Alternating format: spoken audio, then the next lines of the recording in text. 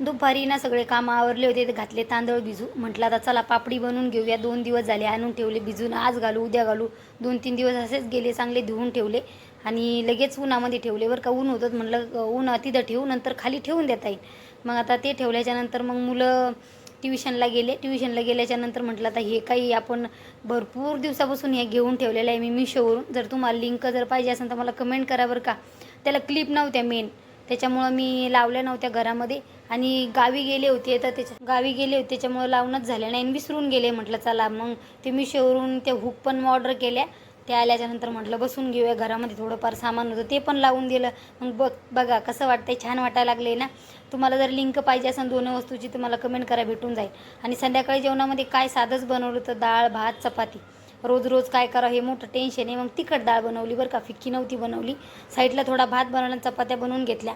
लगेच जेवण करून घेतलं. गरम गरम झाल्याच्यानंतर सगळेजण जेवायला बसले. जेवण झाल्याच्यानंतर एवढे मोठे भांडे पडले होते, अगोदर थोडे घासले होते बरं का स्वयंपाक झाल्या आणि मग तेवढे घासून घेतले. किचन वगैरे क्लीन केलं आणि जे कपडे होते सकाळचे धुतलेले त्याच्या पण घड्या मारून ठेवून द्यावं म्हणलं.